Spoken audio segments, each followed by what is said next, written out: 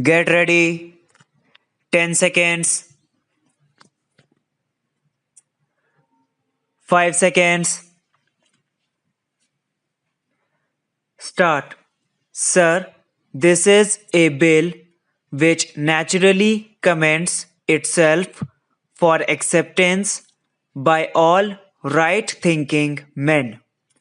The principle of recall is one of the fundamental principles of unfettered democracy, and it has been explained by facts and figures by the honorable mover of this bill that this principle should be incorporated in the constitution of our country.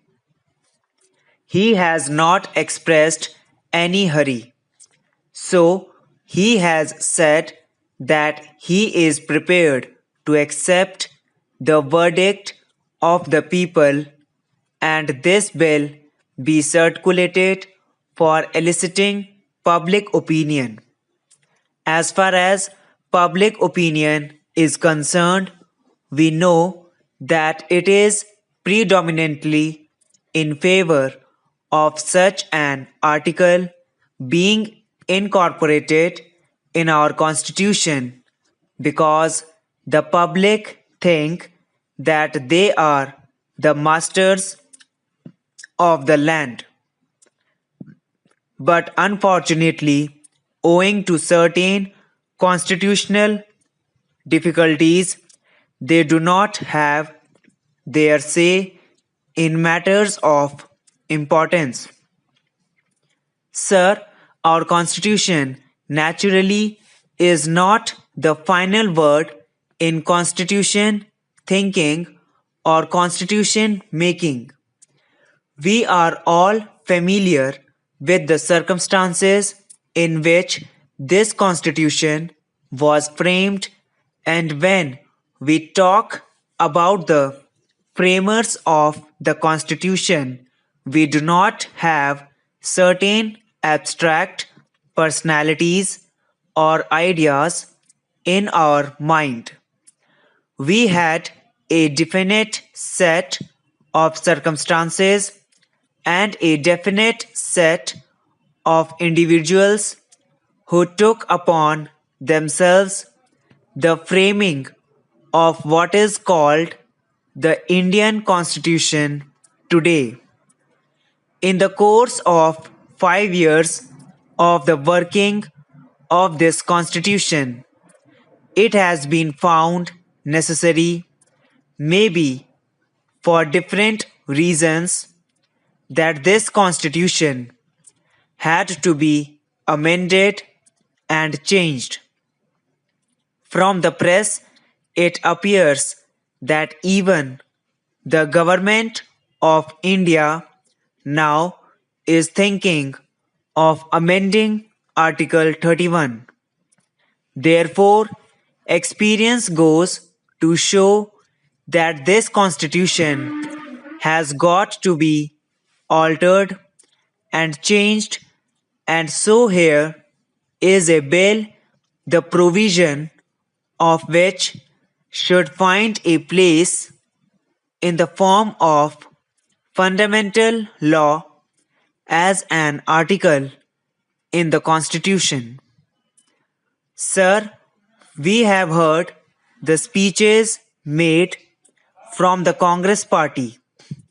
I can understand their anxiety when we bring up this measure because if the provision for recall had been there in the Constitution, the Congress benches would have been denuded of many honorable gentlemen who sit there today.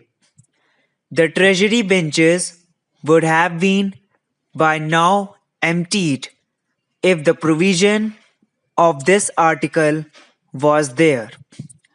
We know all this thing, and it is quite understandable why these gentlemen, the great gentlemen who go by the preventive Detention Act are opposing this measure.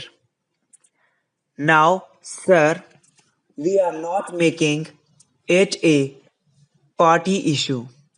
We are prepared to be recalled by the people.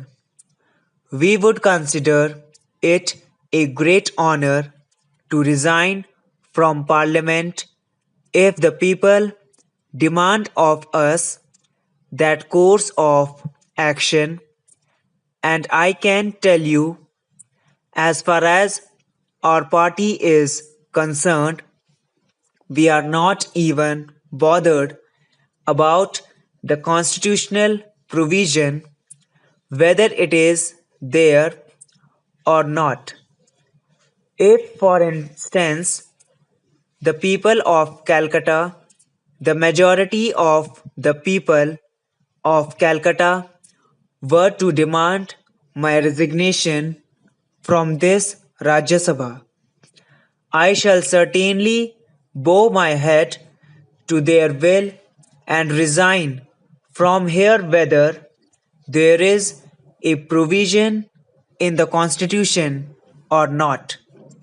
Similarly, I can tell you of the members of the other house that they will resign their seats if their constituents who returned them in the elections demanded their resignation.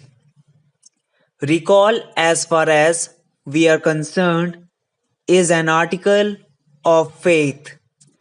Whether there is a provision in the Constitution or not, we will submit to the will of the people because their will is supreme and sovereign, and I think that nothing is to be more revered and respected than the will of the people.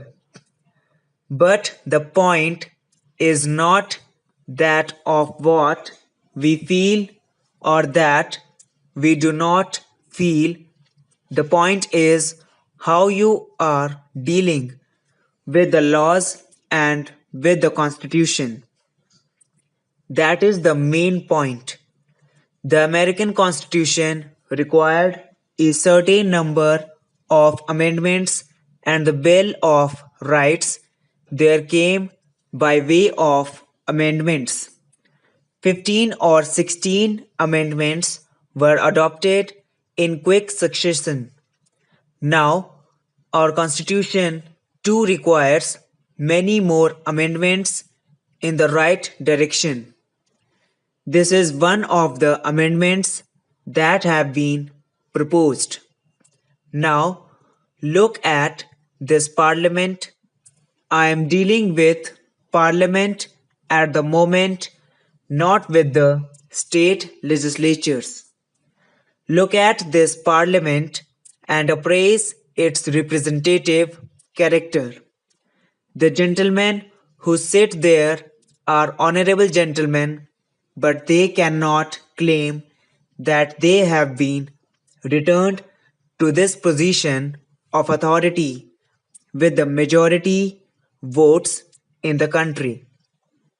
In the last general elections, they got only 44% of the votes, but the opposition parties between them got 56% of votes, but the reflection of those votes is by no means here in this house or in the other house.